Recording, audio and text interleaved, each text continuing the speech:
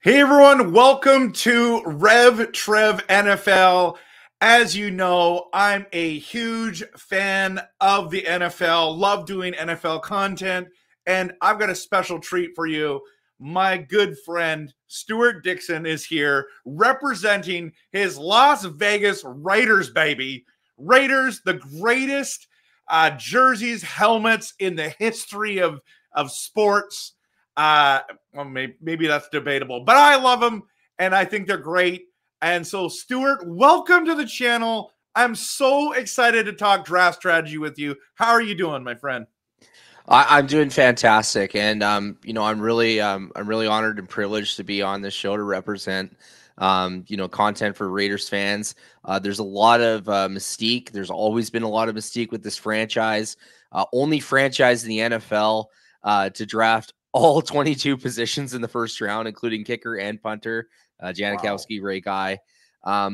So really, like, just another fantastic opportunity to be talking football, and so much change in the division too, and within the organization. So looking forward to covering a lot of great topics today, and definitely looking forward to lending my best take and analysis from both a business and performance perspective, because it's a pretty key moment here in this franchise. Now they've given a full endorsement to Antonio Pierce as the head coach. So very excited for what's to come in 24. Yeah, and I feel like the Raiders, especially, I'm a Packers fan who loves the NFL, but watching every team, every franchise do what they do, I actually like what I'm seeing with the Raiders, especially with the coaching change. I think that's a significant piece that people aren't talking enough about. But I do want to ask you a quick question about your boy, Josh Jacobs. And are you upset that he's gone? Do you understand? You understand why, but do you agree with that move and him being in Green Bay? If we don't have Aaron Jones, I'm very happy to have Josh Jacobs. So can I get you just a quick take on that from you? Absolutely. At the end of the day, the NFL is a business, and it wouldn't have shocked me anymore if it had been, Patrick Mahomes going to Denver, which would never happen. But it wouldn't have shocked me if it was a role player or a star player changing teams, especially given the fact he was an unrestricted free agent. So he's got the full right to go get paid, and especially what we saw with running backs last year, where there were holdouts, there were guys not getting paid, there were guys on the franchise tag. The Raiders elected not to tag Jacobs again, which I thought was actually a pretty decent move overall, considering he played on the tag last year. So they kind of made that move in the hopes of getting him to a long-term deal. But I think with his experience playing on that tag last year and then finishing out the year hurt, I couldn't blame him one bit for wanting to go get the bag somewhere else. I think that, to me, what was the bigger surprise is where he landed, because there was big rumors that he might go play for the Cowboys, maybe go down and play for the Titans with Derrick Henry going out. I mean, he did play his college football at the University of Alabama. So I was really surprised to see him go to the Packers overall. I thought it was a hell of a signing in terms of, shaking things up in the backfield. They've been a power running football team under Matt LaFleur. But that was also a clear sign that they were going to let Aaron Jones walk. And they made that decision. I thought maybe that also might mean not a role for A.J. Dillon, but he re-signed with the club. And so there's a bit of backfield carousel because Jones goes to Minnesota. We take Alexander Madison, who's in Minnesota. And so I do think running back is a draft need for the Raiders this year. I think they are a team that still wants to commit to running the football very well because the quarterback position isn't obviously improved, which I would say is probably the biggest need that this club has going into the draft. It's just a question of where and what they're comfortable with in terms of pricing. But on Josh Jacobs, I think as a whole for Green Bay being a team that's really on the upside with a lot of young talent and a lot of playmakers as a whole, adding Josh Jacobs to me is a Super Bowl contending signing. That's for sure. Wow. And this is about the Raiders, so I don't want to get too much into the Packers. Hey, this is Raider content as far as I'm concerned, Trev. We're all good there. So, but this is Packers content. You told me last year, buy Jordan Love when it came to fantasy football, and I did. Every dynasty league, I picked up Jordan Love, bro. I got him dirt cheap. I got him off the waivers. It was crazy. It was absolutely crazy. And look at him now. So thank you so much. Because you know me, I'm like, I don't watch the college stuff as much. And you have a great college mind. You know your stuff. So I'm here to learn. I'm looking forward to chatting with you, but I wanted to give you some major up credit. You nailed that one, bro.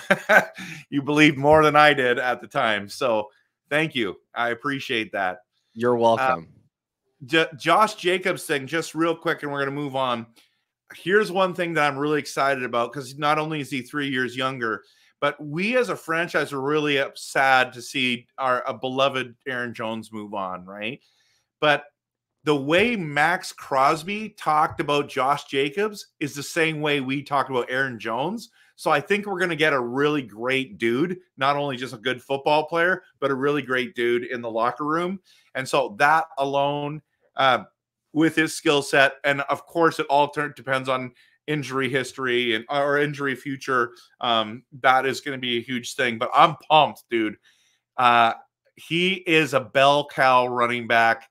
Love this signing. If we don't have Aaron Jones, happy to have Josh Jacobs. So well, and just real quick before we move on, there's a trade-off to this as well too. You know, Josh Jacobs walks. We signed Christian Wilkins from Miami, $110 million defensive tackle, who I think is a true nose player. And so, there's opportunity cost along either side, right? But there's some benefit in utility. It's just a question of deployment. But yeah, no, he was a great player for the Raiders, Jacobs, and we're gonna miss him for sure. Yeah. Okay, so we're diving into draft stuff because I find the Raiders scenario extremely interesting with all the picks that you have coming up. So we're gonna talk about some of those things. You've got a number of high quality picks, and you didn't trade. Like some teams only have 4 picks. Like I think the Bears have like four picks the whole draft or something stupid like that, where Vegas had been smarter with those picks, and you got a lot of options. It's going to be pretty exciting. We're going to do a mock draft together, but you sent me this as the Raiders draft needs. I'd love for you to talk about that quickly. And really, Stuart, just go in whatever direction you want, whatever notes you have, go for it. And I'll just enjoy, and I'll pipe in whenever you have some time for me. Yeah, for sure. And just to clarify too, there's no positional order in terms of the draft needs as a whole in my assessment for the franchise. But the fact of the matter is, this is a roster that has a lot of high end talent at some key positions: DN, defensive tackle, wide receiver. Left tackle's pretty decent with Colton Miller. But there still needs to be some more continuity and depth. They got a decent young secondary, but they could definitely use some help back there. Need to have a bit of a game breaker. Love Epps, love Merrig. The safety class is a little underrated, I think, in terms of speed and prowess. There's a lot of ball hawks back there. But this team needs help up front too. I might even add a little more defensive line depth, even though they got such talent up there right now. But this is a team that has had a revolving door at right tackle. They haven't been able to stay healthy in the interior OL as a result. Andre James has really been the stay hold at center there, who's developed into a fine player. And of course, the running back situation, as mentioned, with Zamir White and Alexander Madison and Amir Abdul holding the backfield down. They didn't elect to sign anybody major. They brought in Madison, of course, but there could definitely still be some continuity here in a running back class that's, a little up and down, a little touch and go. We'll talk about some of the players here in the second round. But of course, the quarterbacks in this class have been very intriguing. And I personally think there's 3 tiers of quarterback this year in the draft. Bit of a cautionary tale this year, though, because of what we've seen with the 21 and 22 classes in terms of where they have gone. I mean, with the exception of Trevor Lawrence, nobody from the 21 classes with their incumbent team. Or if they are, they're not in a starting position as a whole. Mm-hmm. So are we going to see some of those flavors with this quarterback class? And given where the top 3 teams in the draft are all needing quarterbacks, what does that mean in terms of prices and command? There's also a challenge here with the Raiders, particularly not just in the first round, but every successive round after, with the Broncos picking right directly ahead of them as well, which I think is going to affect a lot of movement for the 8 picks that they have to work with in this draft. So it should be fireworks. Plus, the Raiders love to go off the board. The Raider unknown, as Al used to coin it, where they're going to take the best player that they have in their own internal system. Some of that has worked out, other times not so much. For every Ray Guy or Sebastian Janikowski at special teams that are Hall of Fame like players that they take in the first round, which nobody expect, there's a ton of Darius Hayward Bays and Jamarcus Russells along the way. So nothing has really surprised me when it comes to this franchise. But I think I think they're one of the only franchises, Trevor, that really makes the draft exciting. Like people pay attention when the Raiders pick, kind of like when the Cowboys pick, or when the 49ers or the Steelers pick. There's always something that seems to happen where you just go, wow. And that's what makes the draft so exciting. So more on this to come, but I think those needs really hit it for where this team needs to go. Yeah, and so when I'm not a Raiders fan, even though I do respect them a lot, and just from an outsider looking in, I'm thinking, man, they need a quarterback desperately. Like the Jimmy G Band-Aid, I thought was awful. I didn't like it from the beginning. I didn't like anything about that, and I thought they really failed there. And here's an opportunity to fix it. The problem is the demand for quarterback is pretty high. I don't think they're trading up to get anything. Maybe you can correct me if I'm wrong on that, but my opinion is, and it's the same one that I did about the Vikings a couple weeks ago, and you guys can check that out on my channel. But I don't think the Vikings need to trade up, even though they're probably going to. Because if they're trading up to get JJ McCarthy, they're nuts, in my opinion. But I think a guy like JJ McCarthy is going to be at 11. Or someone, maybe it's Jaden Daniels that falls to 11. And if they moved up, that team that they moved back with might not need a quarterback, depending on whether it's the Chargers, if it's the Patriots, it may be whoever it is. Do you feel this is a long ways to get here. Do you feel that 13th pick, you need to go quarterback, or do you think you can get one later on? And do you think you even, you have it as a draft need, but how high are you wanting this?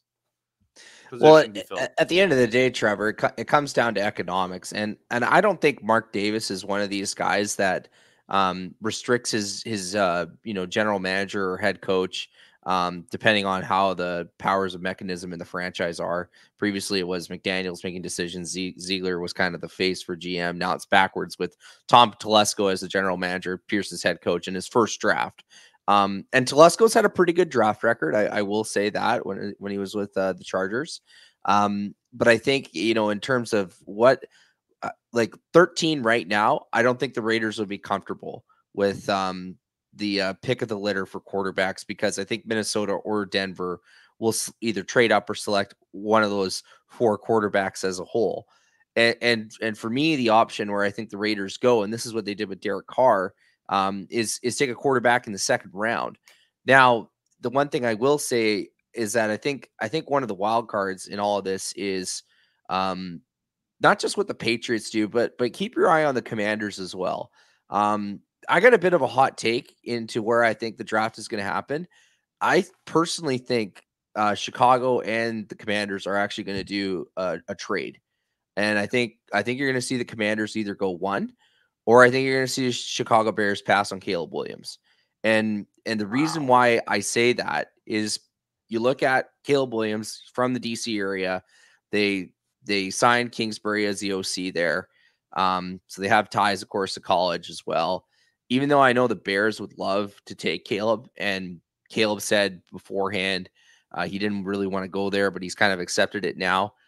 I'm getting the reason why I'm making that proclamation for myself in terms of personal game theory is I get a bit of like 1983 John Elway vibes with the franchise as a whole. And I would not be shocked to see the Commanders either move up to one or the Bears pass on Caleb. Now, that said, Caleb Williams will not be an option for the Raiders as a whole. I think if the Raiders are going to make a trade, it's with New England. Because I think New England, while they do need a quarterback as well, I think they're also really comfortable having Jacoby Brissett run that offense for a year and maybe wait until 25 when Arch Manning might be ready next year, or Quinn Ewers as well. So the two Texas quarterbacks. So I think that could be a play for New England long term. And at that case, is it like for me, the cost for the Raiders to go move up to 3 or 4 with Arizona with Monty Austin is you trade your first, your second, pick 44, probably a first next year, and then probably another conditional third that turns into a second next year if they make the playoffs or something like that. So that's what it would take to trade up, I think. I don't think they're going to do it. I think they have 8 picks. If they're probably going to trade the first pick, it's probably to trade back. But in saying that, like, I think they're going to acquire some picks along the way, because this draft isn't the deepest overall, but there are some good players at those positions I mentioned where they could get some value. And I think that's kind of what Telesco's game plan is. Plus, Telesco's only traded up once in his entire tenure as an NFL GM as well. Well, it's a lot of draft capital, right, to do that. Ton. And I don't know, as we've seen, there's been so many trading ups that have sunk franchises. It seems to be in the best interest to trade back for most franchises. So I can see why he hasn't. Green Bay rarely trades up too. I mean, we traded up to get Jordan Love, but I mean that hindsight 2020, that was brilliant, right? But that's what I'm saying. And it could still happen here. It could still happen with the Raiders. If you had to ask me, I think the one prospect they would covet from the first round quarterbacks would be Daniels, just because of the ties with Pearson and Daniels when they were at Arizona State University together before Daniels transferred to LSU and Pierce went to the NFL. But I also think that there's a number of teams that are enamored with Daniels. I could see Chicago going Daniels. I could see Washington going Daniels. Could see Patriots going Daniels. I mean, the man's a Heisman Trophy winner for a reason. And for those reasons, I think it's very unlikely the Raiders trade up unless there's a big surprise, like I mentioned, in the potential where Caleb Williams isn't the number 1 pick or the Commanders trade up to number 1 to take Caleb Williams. And then all cards are off for everybody in terms of where they think the draft is going. And that's what makes the NFL exciting. We have seen this before with Mike Vick and LaDainian Tomlinson, Mario Williams going first in 2006. And everyone expected Vince Young and Matt Leinart to go. We saw it with Elway in 83, taken by Baltimore, ended up in Denver sometime later. So, just when you think it's going to go to convention, you get a draft every, 10 to 12 years that just throws a curveball and you're like, I did not see this coming. And then we're all hooked again. Right. So I just think that this draft is kind of lining up that way. Mm-hmm. Yeah, that would make it wild. And it's just like Chicago, I'm not a fan. I hate the Bears personally, but like they can't screw this up and get another Trubisky. You know what I mean? They just can't. Mm-hmm. And so I think their fan base would riot if they didn't get Caleb Williams. But I love Daniels. I like him a lot. In fact, he's number 2 on my board. So I that's the guy I'd be targeting if I was Minnesota. That's the guy I'd want.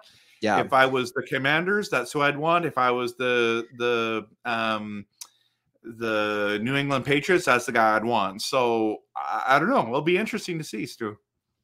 Yeah, no, most definitely. But I think the Raiders just if they were picking ahead of Minnesota and Denver, then I think they would probably go quarterback in that case. Yeah. But I don't think that's going to happen with this pick. So we'll dive into this this Yeah, beautiful so mock that you was have. a nice. I really like the dialogue there because it really does, like, from an outsider looking in, it's like you desperately need a quarterback, but maybe you don't. Maybe you don't, because that's so 13 then becomes super valuable because there's going to be a lot of, if you're not going quarterback, there's going to be a lot of studs there. So what are you hoping to get? Well, I think if I'm the Raiders, like we'll just make some assumptions here. Let's assume they don't trade the pick. Let's assume 4 quarterbacks go. So Daniels, Williams, McCarthy, May. We'll assume the 2 receivers and Neighbors and Harrison Jr. go. Probably assume that a Dunze also goes from Washington, who's a terrific player. Alt, the left tackle, is probably gone. Dallas Turner, the outside linebacker from Alabama, is probably gone. We'll probably assume that Minnesota, either by virtue of trade or if they kept their pick at 11, probably goes a quarterback. Maybe they go McCarthy, maybe they go Bo Nix or somebody like that. Probably assume Latham's gone too, the tackle from Alabama. And so, Denver might take a quarterback too. Maybe they go Penix. I would be really shocked if 6 of the first 12 picks were quarterbacks. I think that would be outrageous for this draft class, but we'll make some assumptions here. Maybe we throw like Kool-Aid or somebody up there in terms of being picked. So I think at 13, I think the Raiders would be looking at probably 3 classes of players. The first one I think they're looking at like a Terrion Arnold or a Nate Wiggins, the corner. Terrion Arnold, also corner, Alabama. I think both of those players kind of fit profiles. Both of them have had visits with the Raiders. Arnold has had multiple visits with the Raiders. You look at what this team that Antonio Pierce is building, and it's a team that's built around having a strong defense. Pierce himself was a Pro Bowl linebacker, Super Bowl champion with the New York Giants, played on some amazing defenses, played on some good defenses in Washington early in his career as well. LeVar Arrington, being his Sam backer. So, I'm looking at this team and what the Raiders need. And I think Pierce wants guys that are real ball hawks. And I think Wiggins and Terrion Arnold, and maybe if Kool-Aid McKinstry doesn't go in the top 12, then maybe Kool-Aid McKinstry could be the pick here. The other guy I'm looking at as well from Florida State, big fan of his game, is Jared Verse. Kind of like Miles Murphy. Kind of this big, 5-tech end that could play a bit of 3-tech D tackle if need be. Big time motor, very strong player, could potentially be one of the better edge rushers in this class. I still think Turner as a whole is that player, just because, you looked at the production and everything of what he did at Alabama. I don't think Dallas Turner will be there for them at pick 13. And then the other guy too, I look at, and this might be a little off the board, but I think he's best player maybe available on here, is another defensive end in Laitu Latu from UCLA. Maybe not the best in terms of pass rush, but could anchor that down as well. And so it might not be conventional direct draft needs, but I think Pierce is probably going to be looking at a defensive player with that first pick. I think in a perfect world that they were looking at a quarterback there, I don't think they have any interest in Bo Nix or Michael Penix, just because, even though both of those guys are pretty talented, are they separating like true blue chip capital talent that like a Jaden Daniels or Drake May would offer at the position? And I think they would probably say, well, Minshew and O'Connell are fine. We don't need to reach for that capital as a whole, but we can get an impact player by going defense too. So those are the two groups of players, four guys I would say that the Raiders would probably be looking at. And this is the beauty of the draft. Sometimes people think, hey, you need 6 positions, and you go with something that you already have stockpile in. The Eagles did that last year with Nolan Smith, the DN from Georgia. They had a stellar defensive line. They just added to it. And even though they didn't go back to the Super Bowl, they were still very productive in the sack department. So, I would say if those players are there, then that's who the Raiders would take. Yeah, and you know what? Hindsight 2020, I should probably backtrack here. I know it's only been a couple minutes, but I think the Minshew mania is I feel like for him right now, he needs to be a starting quarterback in the NFL. When you saw guys like Doug Flutie, they just always overlooked him. There's another guy too. I was just talking to my brother about this the other day, and it's like, why isn't Minshew a starting quarterback? I think maybe that's one of the reasons why they don't go there, because Minshew might be the guy that nobody wants, but is so amazing that you can't. I mean, Uncle Rico, who doesn't want him on the team, right? I don't know. I'm a believer that Minshew could have a really surprising year and become something. But how do you feel about him there? Because you're saying you're not going to draft a quarterback at 13. You might be able to get one in second, but what if he's the next Doug Flutie and produces? Well, I think one of the big reasons why they brought Minshew in was to give not just continuity, but mentorship as well to Aidan O'Connell. And let's not forget, I mean, he had a pretty good rookie season, being thrusted into a very challenging situation with the GM and head coach and the offensive coordinator being fired on Halloween. And Aidan O'Connell played very well without having any support from Jimmy Garoppolo, who effectively they both gave up on each other is what really happened with the injuries. They bring in Luke Getsy from Chicago, who basically ran a piecemeal offense with Justin Fields as well. And, Getsy's a good play caller. They improved their coaching staff, adding Marvin Lewis, who's a veteran head coach, many years with the Bengals. And so they have really put a lot of good offensive minded coaches to be able to not just support Aidan O'Connell, but also support Gardner Minshew too, in terms of being a starter. It'll be a competition for the position for sure. But let's not forget this, O'Connell himself last year was a mid-round pick. I think he went in the 4th round last year out of Purdue. Big, strong arm. He went into Kansas City on Christmas Day and beat them bad, I might add.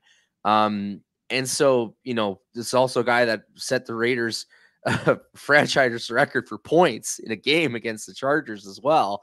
Albeit some defensive scores, but for the most part, maybe they feel comfortable with what they have at the position. I personally think if they're looking at long term, though, they might look at a player for development, which is again also lends credence to why I don't think they would go quarterback at 13 unless one of those top tier guys falls to them, or they're able to make a trade where they're comfortable with to lean up. But in saying that, this is a team where, and I'm not going to take anything away from Gardner Minshew either. He's been a fine quarterback in this league. Again, him and Aidan O'Connell kind of had similar career paths. Minshew was thrusted in as a rookie when Nick Foles got hurt, won the first game. They went 1-15. They picked Trevor Lawrence. They booted Minshew out, goes to Philly.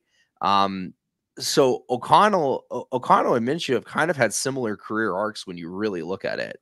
So maybe that's why they're comfortable with it. But I think the offensive coaches they brought in certainly are a reflection of the players they have right now. That's a really good point, Stu. Yeah. So I didn't know if we were going to spend a lot of time on quarterback, but man, I really like your insights there. Is there any other position you want to talk about before we get into the mock draft?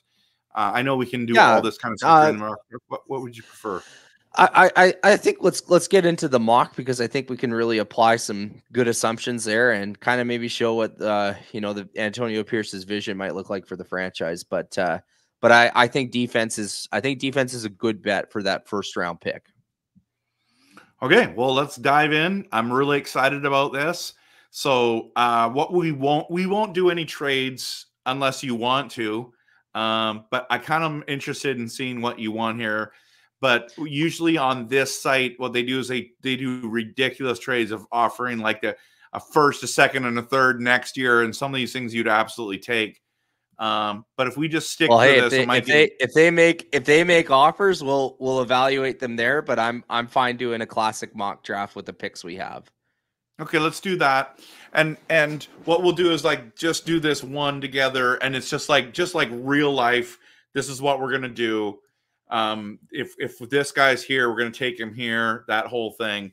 But yeah, okay. Let's dive into this, and we'll see.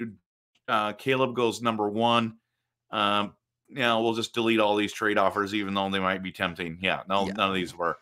Okay, so No, Dallas definitely Turner's not. there at 13. Okay, so for me, if Dallas Turner is there at 13, that's the pick.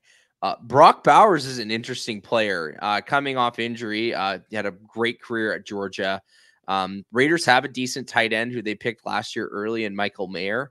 I don't think they would be leaning offense here. I think first round tight end would be a bit rich for them. Mentioned Darnold, mentioned Byron Murphy. So yeah, a couple of guys I expected to be there, but if Dallas Turner is there, I don't know how you pass up on him. I mean, I know they got Kuntze. I know it's not a direct positional need. I think if Dallas Turner falls to 13, I would say the Raiders have to take him there. But listen, I think if they're looking at a positional need, maybe they're comfortable with what they have in the defensive line, then maybe it's Terry and Arnold. I think if we're gonna look at a coin flip here, let's go with Terry and Arnold because I think that's a little more realistic. I think the corner from Alabama is a little more realistic at that spot. If Dallas Turner was there, though, I'd be saying you take him all day, but he's not. He's not going to be there. We know he's not going to be there on that, so I'm going to go with Terry and Arnold first pick. Well, and if you look at this, look at Daniels went 11. You know what I mean? No, I don't think he would go there. I think he would. Interesting that Jared Verse and Latu go in the top 10 though in this mock. I will say dude, that. You're gonna love JJ McCarthy number 2. Yeah, I could spend a whole episode on what I think about JJ McCarthy. I personally think Harbaugh's pumping him up, hoping one of those AFC West foes takes McCarthy, but it ain't going to be the Raiders. So we'll go Terry Arnold to make it more realistic. Yeah. Okay, so fine player out of Alabama. I believe that'd be the first corner off the. I believe that'd be the first corner off the draft we took too. So hey, gotta love that as well. Yeah. So here we are, pick 44. Penix and Nix are both available, which is that's really interesting, Trevor. I'll spend a little bit of time on Penix and Nix in terms of evaluations for your viewers. Penix was in the national championship, big booming arm, lefty, southpaw, transfer from Indiana to Washington, suffered 2 torn ACLs on the same knee in his college career. Basically took him his junior year to fully get his game back at Indiana, transferred with the coach, Kalen DeBoer, came to Washington, lit it up, set tons of records. Good player, not the best footwork. Bo Nix, kind of similar, not the injuries, but performance at Auburn led to his transfer to Oregon, where he unlocked his potential, set passing records at that school as well. They actually played Washington in the last Pac-12 title game and lost, and so they were just inches away from potentially going to the CFP. Both teams had, undefeated records at the time. I find it both interesting that both are available here in this mock, Trevor. I do think there will be some team in the first round that will reach one of these 2 players because of the demand for quarterbacks. Kind of also the same thing with JJ McCarthy. In fact, I would actually say that both of these players have a higher grade than JJ McCarthy in my estimate. Again, I think Raider fans, if this is the case, they would be screaming for one of these 2 players. If I was to take any of these 2, it would be Michael Penix Jr. But I don't think I'm going to go with that as a whole. I think they could maybe find their quarterback maybe a little later in this draft overall. Let's go down and see some of the other defensive and offensive line players that might be available here. Just wanted to take a look on things. Okay. This is interesting. Okay, so let's go back up. Let's go back up with what we know that's available to us here. I'm I can gonna click on say any one of these that you want. no, it's all right. I think we know the player that we're gonna go here. Give me, and I think this will be one of the better inside backers, which is a position they really need. Give me Edgerrin Cooper from Texas A&M. Arguably the best inside linebacker available in this class. I would say Junior Colson from Michigan would be the next best player at that position. Keep in mind, the Raiders have really been looking for a sound middle linebacker. They have Diablo. They have Robert Spillane, but they don't have that young Mac player that they could develop. Cooper was a 3-year starter at A&M, played SEC football. I think he would be a terrific protege for Antonio Pierce to develop, who himself was a middle linebacker. This team desperately needs to have a run stuffer. They haven't really had one since Denzel Perryman was there. I know Spillane's a good player, but he's getting a little older. So give me Edgerrin Cooper from A&M. I know that might be a shock. Why would you take a middle linebacker over one of the quarterbacks? You know what? I'm really trying to be realistic here, Raider fans. Yep. I know Raider fans really want to have superstar offensive players. We love the bomb. We love, the big deep pass. We love the big electric plays. We love speed. But I think this is a different regime here, and I think they want to improve their defense. Let's not forget this too. Patrick Mahomes just won 2 Super Bowls. Broncos might get a quarterback this draft, but probably not a good one. And then you got Justin Herbert to play against. You got 2 Pro Bowl quarterbacks in this division. How are you going to beat both of them? I think you're going to beat it through defense. So give me Cooper, 2nd round, pick 44. So just side note, as a Packers fan, I'm hoping we take Edgerrin Cooper at 41. That's the guy I want. So I love hearing that you also love him. I think he's the best linebacker in the country available. I don't think he makes it even to 41, Stu, but I'm pumped that you and I are thinking the same brain there. I'm happy to give you Edgerrin. I noticed that my Packers went and took Patrick Wilson. So also a fine player. Yeah, he is. He has some injury history. I'd rather Cooper, but the Raiders got Cooper. Welcome to Las Vegas, Edgerrin. Yeah, and just to touch on this linebacker class, there are some really, really good, underrated and undersized linebackers as a whole. In this draft, I would be thrilled. I would be thrilled to get Cooper or Junior Colson. I think would have also been a good player, or Wilson. But very happy with this. Okay. Pick 77 here. We're seeing some good blue chip players here. I know Jonathan Brooks is available, so running back is a bit of a need. Yep. We see Blake Corum, national championship running back here. Some good offensive tackles, a lot of good receivers here. I think this is there's a couple of things here. I see Spencer Rattler available too. So I'm looking at these players here, Trevor, and the Raiders here are at 77, 3rd round. They got 112, 148, and 208. But really they're about 35 picks away from their next pick. So here becomes the question: do you take your developmental quarterback maybe in Rattler? To pair with Aiden O'Connell and Minshew, and you have 3 quarterbacks go as a whole in a QB room, or do you add to the backfield where you only got 2 players really right now that you can trust to run the football on 3 downs? I look at this team as a whole, and I think if we're going to look at a quarterback, I think maybe the draft capital here is a little rich. You spent a 4th rounder last year on Aiden O'Connell, albeit previous regime. So I think if Jonathan Brooks is available at the running back, I think you go Jonathan Brooks here. You know, he had a great career at Texas.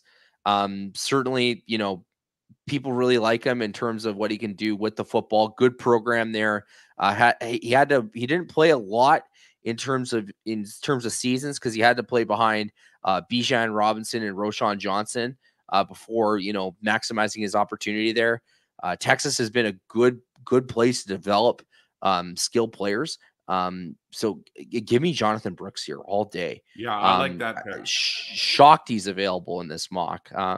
If Jonathan Brooks wasn't here, though, I would say Spencer Rattler would be really considered, or Jalen Wright, the running back from University of Tennessee, as well. But give me Jonathan Brooks here, man. I think Raiders fans would be really happy if he was there. Especially if you got all three of these guys. 100%. So. Man, they really love. They really see. The computer wants to trade with us, Trevor, because we're making such great picks here. They want a piece of they don't want the Raiders to get all these good players. Okay, so I just saw Rattler went to the Jets. So yeah, so that would be like. Could you imagine if you got Rattler at 112? Hey, that's the risk you take, right? But I know this: we wouldn't be getting Jonathan Brooks at 112. So hey, gotta do the hard things here. So yeah, now what I'm saying is, if you got Brooks and Rattler, you guys would be pretty excited. Oh, we would be very excited. But now I think you're at a point in the draft here where you could start looking at positional needs. I think it really round 4 through 7, the day 3 is like, okay, where do we need to round out our team here? So let's take a look at the quarterbacks that are available. And then let's go through offensive line thereafter. Okay, so some decent quarterbacks here. Albeit you can probably get some of them later. Stand out to you though. Pratt at Tulane, I think, is actually a good developmental prospect. He's got really, really good measurables for a quarterback. He played at a smaller program. You know, didn't get a lot of, you know, looks against big clubs. Think kind of Joe Flacco, a little smaller than Joe Flacco, but, you know, big vertical arm quarterback. You know, Jordan Travis would be a lot higher if he didn't get hurt early on in college last year. Poor guy had a lower leg injury, broke it. Milton at Tennessee, I watched his tape. Probably in the 90th percentile for throwing power amongst quarterbacks. Wow. Some real questions though, in terms of his decision-making ability, and his footwork has really been quite critical. Another player I'm going to throw here as well is Kedon Slovis, who actually was at USC before Caleb Williams transferred from Oklahoma to USC. Slovis, pretty good player, albeit he transferred to BYU after Lincoln Riley arrived. You know, he went down to play there. Didn't put up the big numbers that people expect him, even though he was recruited as a big-time prospect out of high school. I think he could be a decently good developmental player as well. But again, you know, you're taking a little more risk here, and you're looking at some of these players here. I wouldn't be taking any of these players at 112. But that said, you know, let's take a look at later. Yeah, well, again, this is where you start to evaluate, okay, who do I like better at this spot, right, in terms of position. Let's check out some of the offensive line here. Or offensive line and safeties, actually, because I'd be curious to see in this draft what interior O-line are available. Okay, so Van Pran's a good player. So is Zinter. So I like either of those two. And then let's check the safety class as well. Raiders do need some help in the interior in a bad way. Okay, so there's been some good players taken. Okay, so let's go back to interior OL. We're going to look at that Georgia guard, and then we're going to look at that. We're going to look at Zinter again. You know, for me, I mean, I don't think you can go wrong with either of these players in terms of what the Raiders can develop. Certainly, they do need some help at the guard position.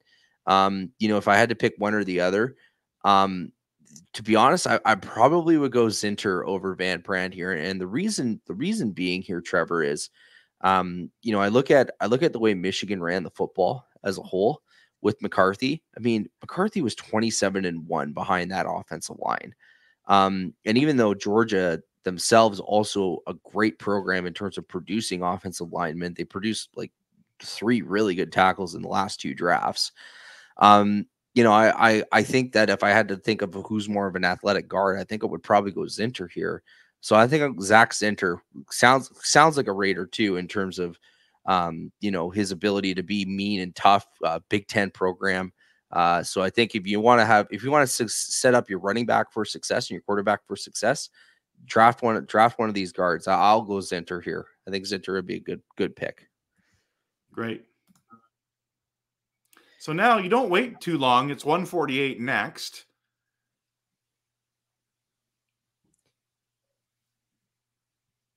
Ooh, I like that trade. I like that trade too, but we'll keep it simple in a classic mock here. Okay, we'll take a look at the quarterbacks here, see if any of those. Can I ask you before we do that, what do you think about Estime?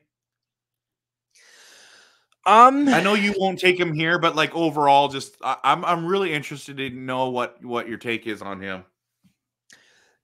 I think Estime's got pretty good vision for running backs in this class. I think the question that I have for him is ball security more than anything. I mean, he did finish really well overall at his time at Dame.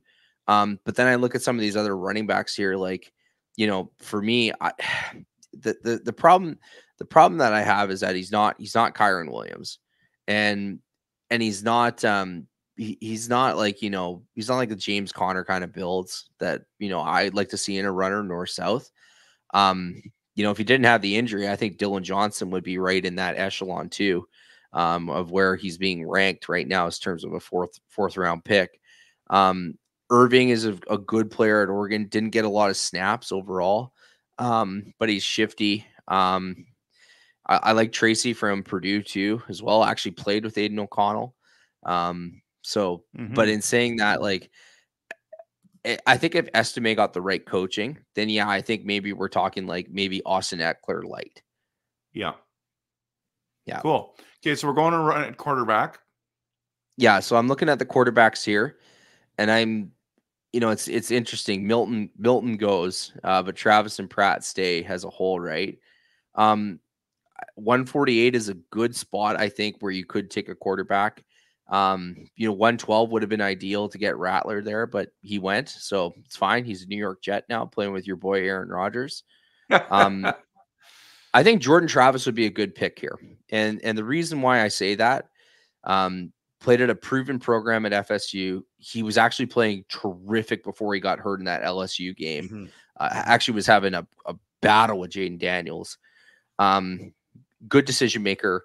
Hands aren't the biggest. Arm's not the biggest, but he's pretty accurate. And I think as a whole, if AOC and Travis are the future and they're going to learn from Minshew, I think with Travis nursing back from that injury, that gruesome injury, it could be a good spot for him. So let's take Jordan Travis here as a developmental player. I kind of like that. I like it. So 208s, you're waiting a while now. A lot of players that you kind of want here, are just going to be gone. But this is where I don't really know much when we get to the 200. So I'm really interested to hear what you have to say. Okay, so right off the bat here, we got a couple of good guards in Cohen and Lomea. Robinson's also a really good guard from A&M. We're seeing Oladipo, the safety from Oregon State here. I think that's also a good position to need for the Raiders. They definitely need some depth, so I'm fine making that pick there. If we didn't have Brooks, then I'd say Dillon Johnson be a good pick here. But let's go Oladipo just because we do need to get a safety, and I think Pierce would appreciate that after going 3 straight offensive players over the last 3 picks. So let's go defense here. Keaton, Oladipo, Oregon State Beavers. And all these, now you have 2 picks real close. So this will be awesome to see. Yeah, so I'm looking here and I see that there's all the tight end, which, hey, Iowa's been a tight end factory. Hawkinson, Kittle, Noah Fant, Nurzad, the guard from Penn State, Hopper, some good players here. I'm looking at Johnny Dixon and Cameron Richardson. Um, you know, both are good corners overall. If I had to lean one here, I'd probably go maybe the Penn State guy as well. But again, there's it becomes more of a question of what is the coach value in terms of who they're going to get the most out of. There's also that D line, which I haven't seen a lot of tape on, in Boyd from Northern Iowa. But I think if I had to make one pick here, I think I might go corner here, and I think we might go Dixon here as a whole. I know it's a little cliche. That is my last name, but but but in saying that, listen, what does the coach want to see? The coach wants a physical football team. They need some cornerback depth. They got Hobbs. They just lost Amik Robertson as well to Detroit. So if they can replenish with some young corners, there's going to be a lot of 3-4 wide receiver sets with the Chargers, the Chiefs, and the Broncos, all three of which are offensive coaches. Pierce is the only defensive coach in this division. So, give him specialties. So I say Johnny Dixon. Plus, I can buy his jersey and feel pretty good about it too. So, right, that would be awesome if that happened. Oh, of course, right? I hope it happens. Mm-hmm. But yeah, no, I think that's a good solid play. And then we've got to wait 6 picks before the next year to wrap it all up. I like the way this class is looking though. There's some ballers here. There are some ballers. Okay.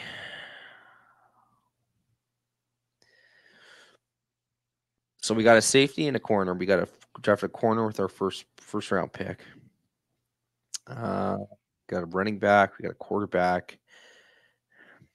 Let's take a look at receivers. We haven't really looked much at receivers.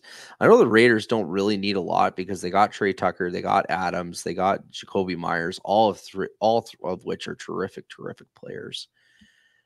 Man, oh man, there's some decent players here. It's a deep class, that's for sure. Maybe we look at tight ends instead. Maybe we look at that. Maybe let's see if they're tight ends here. Okay. Ooh. Okay. So I know Raymond's available, which I think he would actually probably be gone at this point. I think he's probably actually a top 200 pick myself. But there is one guy on here I really liked, and I liked his take, and that's Tanner McLaughlin from Arizona. I actually know because it's funny. This guy here had a good game against Washington last year. And I believe, I want to say he at one point he was committed to go to Arizona State when Pierce was there too. That's a real out on the limb as a whole because there was a lot of shift in the transfer portal when Pierce arrived and left. Good player here though. If Riemann was there, I think they would take him, but I don't think he's going to be there. So let's go Tanner McLaughlin to round out this draft. We'll give a good blocking tight end here who's definitely got some leaping ability in the end zone. And I think that would also give some help to the coaches, gives Michael Mayer a chance to develop. And so, here's the thing, Raider fans, it's not a sexy draft. I will admit that in terms of superstar players, but you're getting some really, really, really strong players that could develop into regular starters, maybe even get to a couple of Pro Bowls here in Brooks and Cooper and Arnold. But I think the one thing that encompasses this this draft class as a whole is toughness. All of these players have gone through some form of resilience. And Raider Nation, wouldn't that be something that we all want to see from our players? Having chips on their shoulders, going through adversity, being overlooked, kind of fits our mystique and model as a whole. So I really think that this is a solid class that would complement the current roster quite well. A lot of good mentorship opportunities exist with the current roster position groups for these players. And I think these are guys that kind of embody who Antonio Pierce is at the end of the day. So Raider fans, you might be thinking, hey, I wanted to get Penix or Nix at that time. I don't think those guys I don't think those guys are ready for Antonio Pierce. So Raider Nation, I hope you appreciate some of the craftsmanship we've done here with this mock. It's a lot of fun. Yeah, I think you actually nailed a lot of picks there. If I was a Raiders fan, I'd be pretty stoked to get the best linebacker. I mean, Arnold is in the conversation as the best cornerback. He was the first corner So taken in our mock, so I got to feel yeah, pretty good about that. so that's pretty amazing. And then Brooks seems to be the number one consensus of best running back available as well. So I mean, you got three guys that are considered top of their position. I don't know how Raiders fans wouldn't like that, other than the quarterback piece, but Well, everything I'll else, I say think you this: nailed. all these guys are tough. All these guys are overlooked. All these guys have had adversities that they've gone through, especially Jordan Travis at Florida State. But in saying that, it doesn't always have to be, it doesn't always have to be flashes in the pans. Like, I know it was bad circumstances why he left the team, but look at Henry Ruggs and David Arnett. Like, both of those guys as a whole, they had major immaturity issues. Both were super talented in terms of speed and prowess. Both were taken first of their respective positions in the first round. Both of them aren't with the rosters or the previous regimes anymore. So, for Raider fans, I think these fans fit well with the coach. They fit well with the scheme and the structure. I think there are players that could develop into really effective players for them. But above all, the majority of them being defensive players. That's what you're going to need if you want to have to stop Patrick Mahomes, Justin Herbert, and whoever the Broncos bring in at quarterback. So being the only defensive coach and defensive minded team in the division, we have to be tough and we have to fight fire with fire. And so we're going to play to our strengths. And Raider Nation, we've been clamoring to have some logic and reasoning behind a lot of these picks. But again, none of these guys could be taken with the mocks as a whole because it's the Raiders like to do things a little differently. But hey, it was a lot of fun doing this, Trevor. I appreciate our shared love for the game. I think it's the gridiron sharpens gridiron, one man sharpens another kind of relationship here. But in saying that, I was really thankful to be a part of the contributing content for speaking on what the Raiders might do at the draft, and I wish you the best as you cover all the other franchises in the league. It's an exciting time here, and I'm more than happy to come back on at any time. Yeah, I love having you on. You're one of my favorite people to have on. Thank you so much for the in-depth analysis. I felt like I learned a lot. If anyone from any team was here to listen to that, I think they would have been. You just brought it, Stuart, and I just think we're a lot smarter because of it. So appreciate your help. Yeah, so I'm very interested now to see if the Raiders get Rattler later on. That's something I'm going to be waiting for. But I think they're in a really cool spot, and I can't wait for the draft to happen. I'll give another hot take here. I'll give another hot take here as a whole. I personally think Spencer Rattler is the fourth best quarterback in this draft class.